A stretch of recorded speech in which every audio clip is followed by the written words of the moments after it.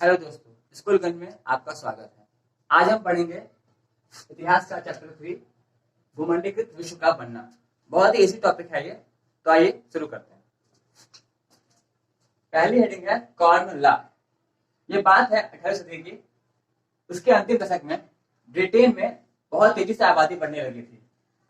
आबादी जब बढ़ेगी तो भोजन उद्योग और लोगों में जनसंख्या जब बढ़ेगी तो इन चीज की जरूरत पड़ेगी। कृषि उत्पादन की मांग बहुत तेजी से बढ़ रही थी। उसके विपरीत क्या किया गया, भूस्वामियों के दबाव में आकर सरकार ने मक्का के आयात पर प्रतिबंध लगा दिया। मतलब मक्का को आयात करना बंद कर दिया, जिसकी वजह से बहुत सी दिक्कतें होने लगी। तो ये एग्जाम में पूछता है कॉर्न लॉ किसे कहते हैं। तो आप बताओ कि जिन कानूनों के सहारे मक्के के आयात पर प्रतिबंध लगाया गया था उसे कॉर्न लॉ कहते हैं। आपको बस इतना बताना है, ब्रिटेन में आबादी बहुत तेजी से बढ़ रही थी। सरकार ने मक्के के आयात पर प्रतिबंध लगा दिया। जिस कानून के सहारे मक्के के आयात पर प्रतिबंध लगाया गया उसे कॉर्न लॉ कहा जाता है। हमारी अगली हेडिंग है ब्रेटन वुड्स। आपको याद है दो विश्व युद्ध लड़े गए थे 1914 से 18। पहला वर्ल्ड वार और सेकेंड वर्ल्ड वार 1939 से 1945। इन दो विश्व युद्धों के बाद विश्व के जो आर्थिक विकास थे, जो चीजें वो स्टॉप हो गई थी, रोजगार नहीं था, उसमें शांति नहीं थी, बहुत परेशानियां हो रही थी। जिसको देखते हुए 1944 में अमेरिका में स्थित न्यू हैम्पशर इस जगह पर यूएन की मौद्रिक और वित्तीय सम्मेलन किया गया। UN United nation. इसके सम्मेलन में दो चीजों का जन्म लिया गया, आईएमएफ का और वर्ल्ड बैंक का। आईएमएफ और वर्ल्ड बैंक को 1944 में बना दिया गया, जिनका काम था विश्व में जिन्हें जरूरत हो उनको फंडिंग करना, टेररिज्म को रोकना और विश्व में शांति स्थापित करना। 1944 में आईएमएफ और वर्ल्ड बैंक बन तो गए थे, पर 1947 से उन्होंने औपचारिक रूप से काम करना शुरू किया।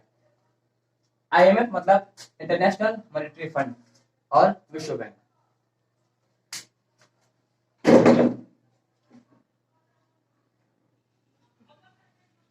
हमारी अगली हेडिंग है महामंदी।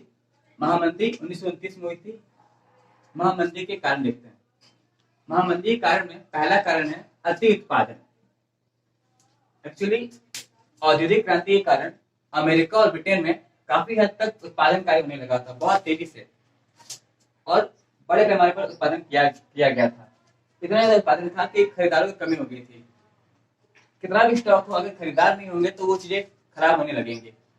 तो देखते देखते स्टॉक इतना बढ़ चुका था, खरीदार थे नहीं, अनाज, खाद्य सामग्री सब सड़ने लगे थे। दूसरी हेडिंग है, दूसरा कारण है महामंदी का वॉल स्ट्रीट संकट।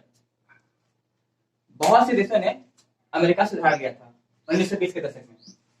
जो भी उनकी आवश्यकताएं थी वो अमेरिका से ऋण लेके पूरा कर लेते थे। पर 1929 में जो वॉल स्ट्रीट है अमेरिका में स्थित, वहां न्यूयॉर्क स्टॉक एक्सचेंज है, जहां पर उसके मूल्य काफी स्टॉक इसके गिर गए थे। जब उसके मूल्य गिर गया तो लोगों ने घबरा कर जो उनका शेयर था उसको बेचना शुरू कर दिया। इतना ज्यादा उसमें गिरावट आई थी, 40% गिरावट के कारण वॉल स्ट्रीट संकट काफी ज्यादा महामंदी को जन्म दिया।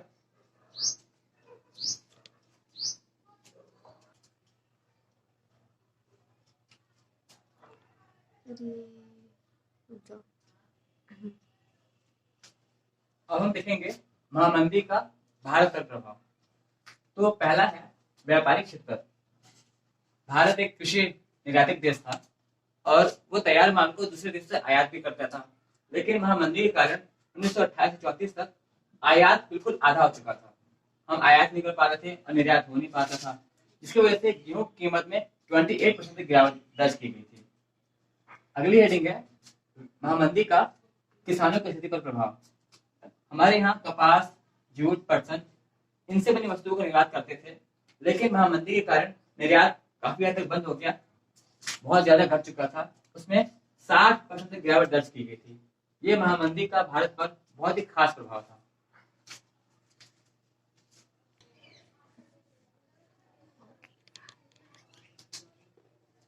अब हम आते हैं इस चैप्टर के बहुत ही खास टॉपिक रिंडरपेस्ट रोग पे। इसे कहा जाता है मवेशी रोग। ये बात है 1890 के दशक में अफ्रीका में यह रोग फैला था, जो बिल्कुल प्लेग की तरह फैलता चला गया। इसका कारण ये था कि एरिट्रिया एरिट्रिया एक देश है पूर्वी अफ्रीका। पूर्वी अफ्रीका में जगह जगह है एरिट्रिया, आप यहाँ देखेंगे। ये इसको बोलते हैं हॉर्न ऑफ अफ्रीका, जिसमें 4 देश आते हैं, सोमालिया, इथियोपिया, एरिट्रिया और जिबूती। तो उसी में से ये देश है एरिट्रिया। इस देश पर आक्रमण कर रहे जो इटली के सैनिक थे, इटली मतलब यूरोप, वहां के सैनिक को भेजा गया था। अब सैनिक आएंगे तो खाना चाहिए, पैसे चाहिए, तो उनके भोजन के लिए एशियाई देशों से मवेशी मंगाए जा रहे थे। मतलब यहाँ पर आक्रमण करने के लिए इटली के जो सैनिक थे, उनके भोजन के लिए एशियाई देशों से मवेशी आगे आ रहे थे। उन मवेशियों में प्लेग की तरह जो रिंडरपेस्ट रोग फैला हुआ था। देखते ही देखते मात्र 2 सालों में यह जो रोग था, मवेशी रोग, वो पूर्वी अफ्रीका से पश्चिमी अफ्रीका तक पहुंच चुका था। उस टाइम तो कोई उपाय था नहीं, दवा चिकित्सा इतना डेवलप नहीं था, बहुत तेज यह रोग फैल रहा था। मात्र 5 सालों में यह रोग अफ्रीका के केप तक पहुंच गया। केप मतलब यहाँ तक। इस रोग के कारण बहुत संख्या में पशु मारे गए। अब पशुओं के मारे जाने के कारण जो लोग पशुपालन में निर्भर थे, जो उनसे अपना जीवन यापन करते थे, उन्हें अब बाजार क्यों जाना पड़ा, उन्हें खाने में काम करना पड़ा। तो यह रिंडरपेस्ट आपसे पूछता है एग्जाम में, कब आया था? 1890 में।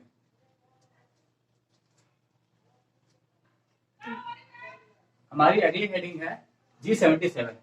इसे कहा जाता है ग्रुप ऑफ 77। इस चैप्टर का सबसे महत्वपूर्ण टॉपिक ये है।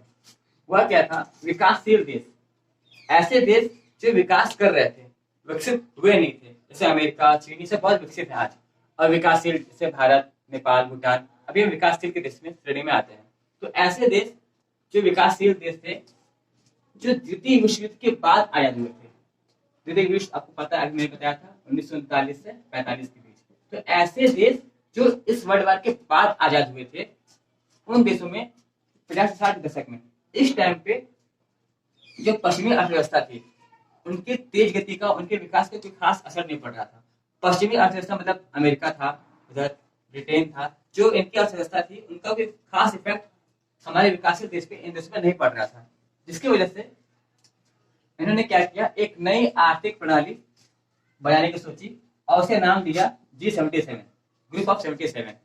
एक्चुअल में था क्या, जो बनाए गए थे 1944 में IMF और वर्ल्ड बैंक, जिन्हें कहा जाता है जुड़वा संतानें, उसका एक प्रतिक्रिया था।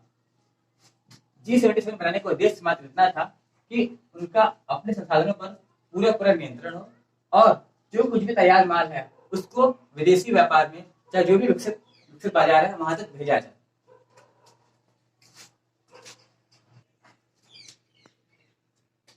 दो वर्ल्ड वार लड़े गए थे, विश्व युद्ध।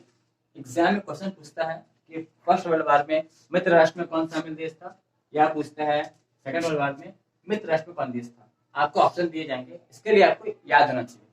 आइए, फर्स्ट वर्ल्ड वार 1914 से 1918 जो लड़ा गया था 2 गुटों के बीच, मित्र राष्ट्र और केंद्रीय शक्ति।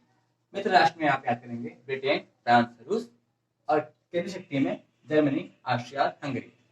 उसी प्रकार वर्ल्ड वार सेकंड जो हुआ था 1939 से 1945 तक लड़ा गया था 2 गुटों के बीच। पहला गुट था मित्र राष्ट्र और दूसरा गुट था ध्रुव शक्ति या केंद्र शक्ति। इसमें जो देश थे ब्रिटेन, फ्रांस, अमेरिका, और यहाँ था जर्मनी, इटली और जापान। आपको ये ऑप्शन दिए जाएंगे, आपको ये याद करना होगा। अब हम देखते हैं यूएन।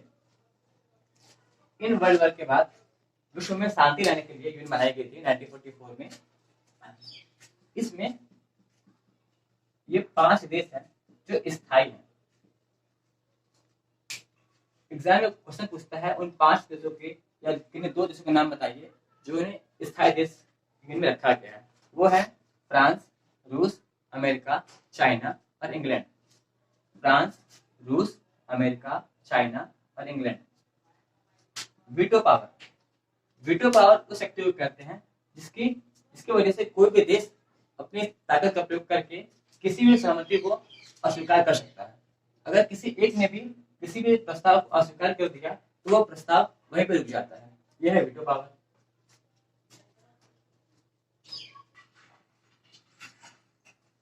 अब हम देखेंगे वो क्वेश्चन जो एग्जाम में बार बार पूछा जाता है। पहला क्वेश्चन है अंतरराष्ट्रीय आर्थिक विनिमय की गतियां। तो आप बताओगे व्यापार का प्रवाह, श्रम का प्रवाह और पूंजी का प्रवाह। आपको सिर्फ इतने यहाँ से बताना है, अति लघु में ये क्वेश्चन पूछे जाएंगे। अगला क्वेश्चन पूछता है खाद्य उपलब्धता पर तकनीक के प्रभाव बताना है जो इतिहास के उदाहरण को दर्शाते हैं। तो पहला आप बताओगे रेल का विकास, नहरों का विकास और रेफ्रिजरेशन का विकास। रेफ्रिजरेशन जब नहीं था तो व्यापार करने में बहुत दिक्कतें होती थी। 1870 में जब इसका विकास हो चुका था तो व्यापार करना बहुत इजी हो गया।